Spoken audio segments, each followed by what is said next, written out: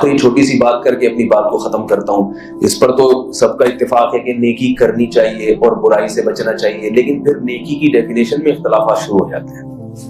وہ کہتا ہے یہ کام نیکی ہو، کہتے ہیں یہ نیکی نہیں بلکہ یہ کام نیکی ہے، وغیرہ یہ کرو وغیرہ یہ کرو. تو قرآن مجید نے نیک لوگوں کی جو تعریف کی ہے قرآن میں، جہاں بھی نیک لوگوں کی صفات بیان کی ہیں اللہ نے، اس میں دو صفات کا لازمی تذکرہ کیا ہے. تو دو کام کر لیں تو ہم اچھے لوگوں میں شمار ہو جائیں گے. نیکی کے جو دو کام ہیں، ایک اللہ کے حقوق اور ایک مخلوق کے حقوق. اور اللہ کے حقوق میں اللہ نے سب سے زیادہ نماز کو بیان کیا ہے. کس کو بھائی؟ نماز کو. اللہ کے حقوق میں سب سے زیادہ کس کو اللہ نے بیان کیا قرآن میں؟ نماز کو. اور بندوں کے حقوق میں اللہ نے سب سے زیادہ بندوں پہ خرچ کرنے کو بیان کیا ہے. نہیں یاری میرا خیال ہے بندوں پہ خرچ کرنا. کیا خرچ کرنا؟ پیسے.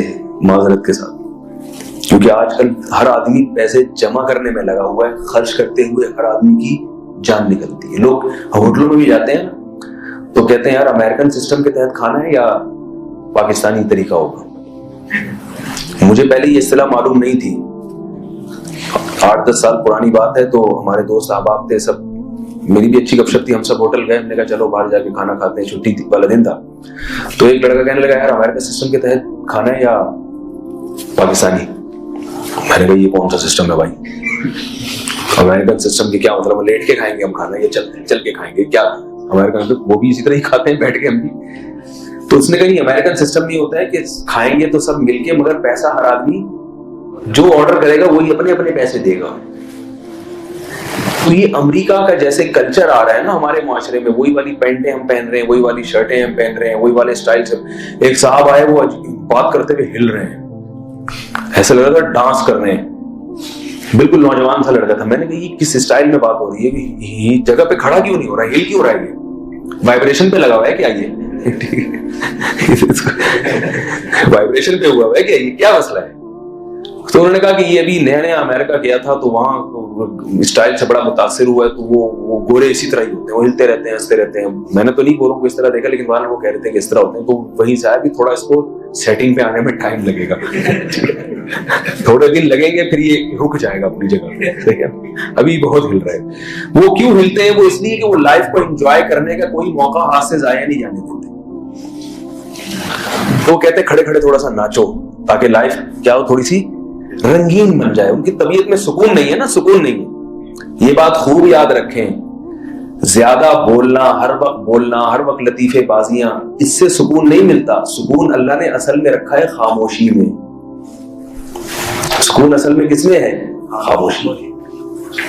آپ ان کے ہوٹلوں میں دیکھیں گے ہر وقت موسیقی چلتی ہے، ہر وقت. میں دبئی گیا بیان کے لیے تو وہاں میں نے دیکھا لفٹ کے اندر بھی موسیقی، ہلکی لائٹ موسیقی چلتی رہتی ہے. کسی ہوٹل میں جاؤ وہاں بھی لائٹ موسیقی. تو میں تھک گیا نا. میں نے کہا کیا ہے، ہر وقت شور کیوں ہے؟ یہ ختم کیوں نہیں ہو رہا؟ یہ کیسی بے سکونی ہے؟ تو انہوں نے بتایا کہ حضرت یہ سکون کے لیے لگایا ہوا انہوں نے. میں نے کہا عجیب بات ہے، جو چیز بے سکونی ہے اس کو کیا کہہ رہے ہیں؟ سکون کہہ رہے ہیں. تو وجہ کیا ہے کہ زندگی جب فطرت سے ہٹ گئی، اللہ اس کے رسول کے احکام سے آپ نے بغاوت کر لی، تو اب ہر چیز، ہر غیر فطری چیز میں آپ کو سکون ملے گا.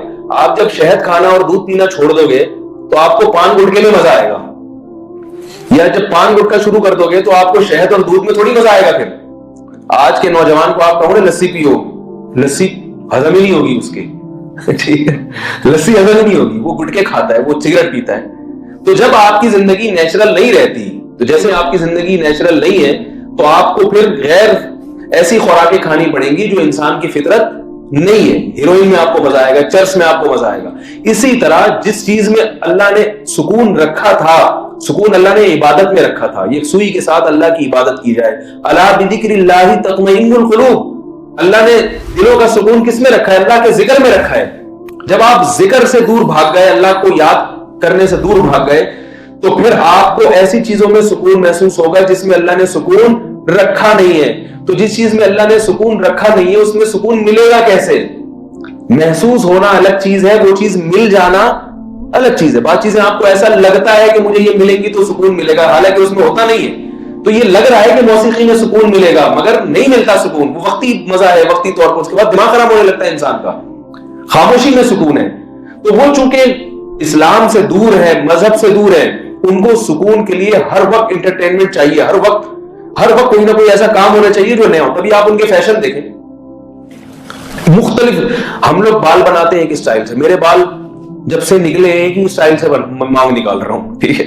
مدرسے میں گئے تھے تو انہوں نے ٹرینڈ کرا دی تھی، وہ ایک بہت اچھا خاصا مجاہدہ تھا، جاتے ہی چند دنوں کے بعد گنجے ہو گئے، ٹھیک ہے نا. تو اس کا کفارہ ادا کر رہا ہوں میں جو بڑے بال رکھتا ہوں. اتنے سال ہم گنجے رہے تو اب بال، لیکن بال جب سے رکھے ہیں تو ایک ہی طریقہ ہے، پیچھے ڈال دیے بس، زلفیں رکھ لی.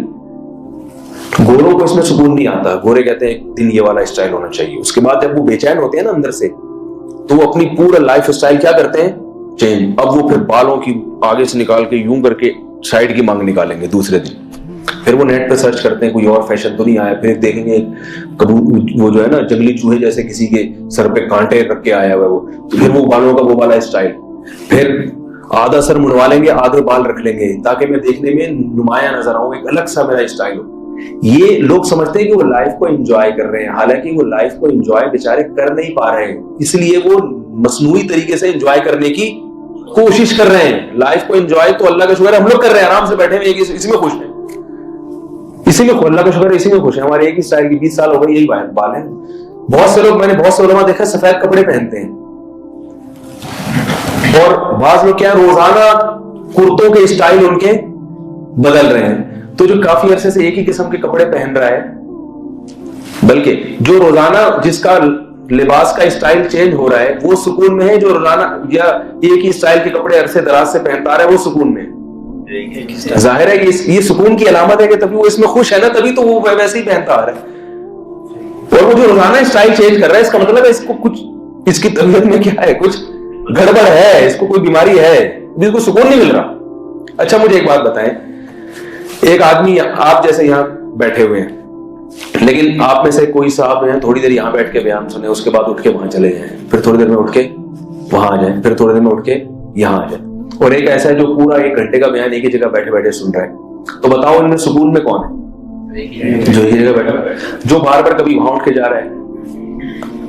اس کو آپ کہیں گے بھائی کیا پریشانی ہے تمہیں، ہمیں بتاؤ یار، کوئی اگر گھریلو مسئلہ ہے، ٹھیک ہے، کوئی مالی پریشانی ہے، کوئی گھریلو مسائل ہیں تمہارے ساتھ، یا تمہیں پیٹ میں درد ہو رہا ہے تو واش روم چلے جاؤ. یہ کیا بات ہے کبھی وہاں بیٹھ، وہ کہہ رہا ہے میں انجوائے کر رہا ہوں، میں دیکھ رہا ہوں مولوی صاحب آپ یہاں سے کیسے لگتے ہیں، ادھر سے بیٹھ کے دیکھ رہا ہوں، اب میں دیکھ رہا ہوں کہ وہاں والا موسم کیسا ہے، وہ صوفے پہ بیٹھ کے کیسا لگتا ہے، ٹھیک ہے نا. پھر وہ کہہ رہا ہے کہ میں نے سوچا کہ میں لیٹ کے بیان سنوں، لیٹ کے دیکھوں کیسا ہو. کہنے کو تو، دیکھنے میں تو لائف کو انجوائے کر رہا ہے، اور جو ایک ہی جگہ 1 گھنٹہ یوں کر کے بیٹھا وہ بیچارہ بیوقوف ہے، پاگل ہے. وہ ایک ہی اسٹائل میں پوری زندگی گزار دی اس نے، ٹھیک ہے نا، یہ پورا بیان اس نے ایک ہی اسٹائل میں گزار دیا. اور جو ہل رہا ہے، کبھی وہاں لیٹ رہا ہے، کبھی وہاں جا رہا ہے، کبھی ٹوپی اتار کے رکھ رہا ہے، کبھی پہن رہا ہے، وہ دیکھنے میں لگے گا کیسا لائف کو انجوائے کر رہا ہے، لیکن وہ انجوائے نہیں کر رہا بھائی، وہ پریشان ہے، اس کو سکون نہیں ہے، وہ اس لیے یہ عجیب عجیب سی حرکتیں کر رہا ہے. تو کافر جو روزانہ اسٹائل بدل رہا ہے نا، عجیب عجیب سی حرکتیں کر رہا ہے، وہ انجوائے نہیں کر رہا، وہ انجوائے کرنے کی کوشش کر رہا ہے، کیونکہ اس کو لائف گزارنے میں مزہ نہیں آ رہا، وہ بے سکونی کے کانٹے چبھ رہے ہیں، وہ بے سکونی کی زندگی گزار رہا ہے.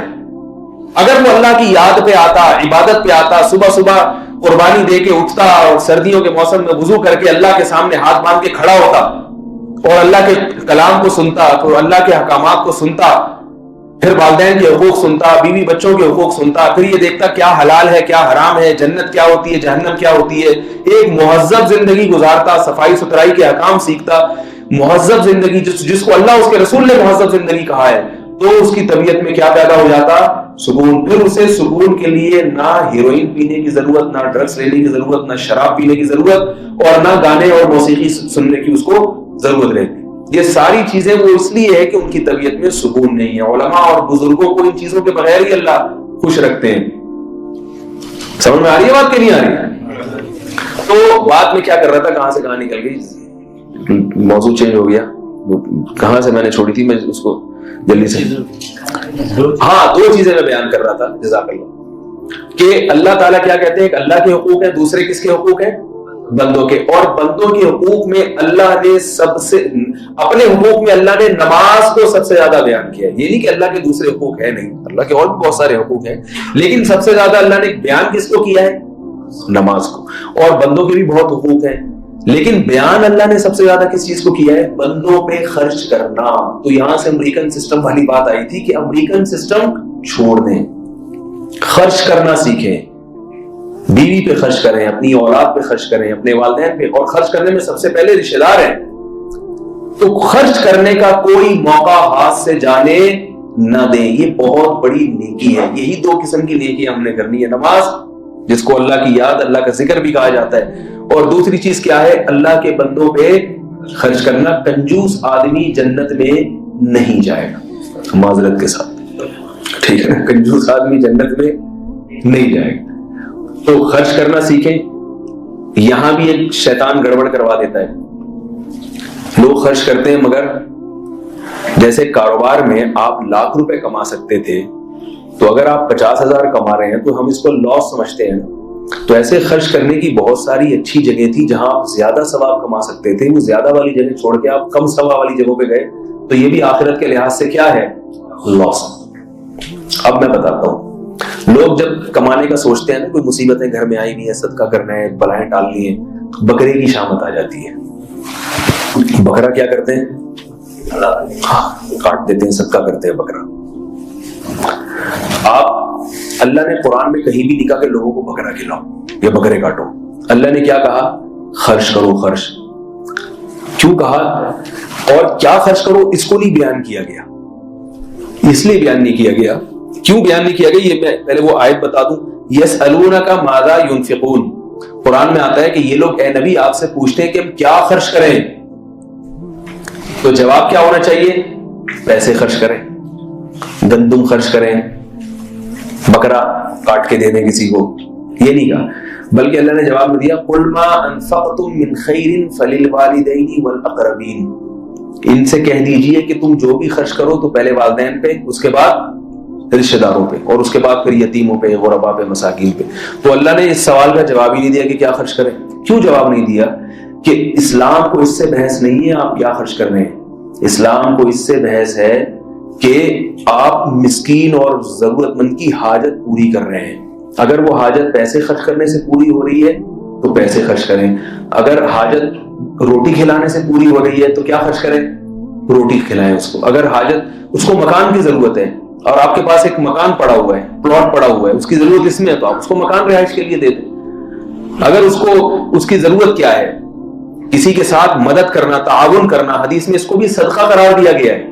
نبی صلی اللہ علیہ وسلم نے فرمایا کہ تم کسی کی مشکل کو پورا کر دیتے ہو. ایک آدمی سفر کر رہا ہے، اسے سامان نہیں اٹھ رہا، آپ اس کے ساتھ سامان اٹھا دیتے ہیں، اس کے ساتھ اس کی مدد کرتے ہیں. تو یہ بھی کیا ہے؟ صدقہ ہے. بجائے پیسے دینے کے آپ اس کے ساتھ تعاون کرتے ہیں. یہاں تک کہ ایک آدمی اخلاق کا محتاج ہے، وہ بیچارہ آپ کے پاس آیا کہ یہ مجھ سے اچھے طریقے سے بات کریں گے، آپ اسے تمیز سے بات نہیں کر رہے. تو نبی نے کیا فرمایا؟ ان تلقى اخاك بوجه طليق، اپنے بھائی سے مسکرا کے بات کرنا یہ بھی صدقہ ہے. اس لیے کہ وہ آپ کے اخلاق کا محتاج ہے. وہ بیچارہ ٹینشن میں تھا، آپ بیوی کو پیسے دے رہے ہیں لیکن اچھے اخلاق سے اس سے بات نہیں کرتے، تو اس سے اس کی حاجت تو پوری نہ ہوئی نا. پیسے تو آ گئے اس کے پاس لیکن گھر کا ماحول تو اچھا نہیں ہوا. ایک عورت اپنے میاں کی مدد کرتی ہے مگر شوہر چاہتا ہے یہ مجھ سے مسکرا کے بات کیا کرے، وہ مسکرا کے بات نہیں کر رہی، تو شوہر کی ضرورت، جو ڈپریشن کا مریض بن گیا وہ، تو اس کمال کی بات ہے جب وہ ڈپریشن کا مریض بنتا ہے تو گولیوں پہ خرچ ہو رہا ہوتا ہے، لیکن جس وجہ سے وہ ڈپریشن کا مریض بنا ہے اس وجہ سے کو چھوڑنے کے لیے ہم تیار نہیں ہوتے. میں اکثر ایک لطیفہ سناتا ہوں نا کہ ایک آدمی گیا، ایک خاتون گئی اپنے شوہر کو نفسیاتی ہاسپٹل لے گئی. اپنے شوہر کو کہاں لے کے گئی؟ وہ نفسیاتی ہاسپٹل. نفسیاتی ڈاکٹر کو بتایا کہ ڈپریشن کے مریض ہیں یہ. ڈاکٹر نے نیند کی گولیاں دی تو خاتون پوچھ رہی یہ گولیاں میں ان کو کس وقت کھلاؤں؟ تو کہہ رہے ہیں یہ ان کو نہیں کھلانی، یہ آپ نے کھانی ہے. جتنا زیادہ سوئیں گی اتنا ہی زیادہ مریض کا حال اچھا ہو جائے گا. ٹھیک ہے، ڈاکٹر نے اندازہ لگا لیا کہ ان کے ہر وقت بولنے کی وجہ سے اور غلط سلط بولنے کی وجہ سے یہ بیمار ہوئے. تو ایسی خاتون اگر مسکرا کے بات کرنا سیکھ جائے تو یہ بھی کیا ہے؟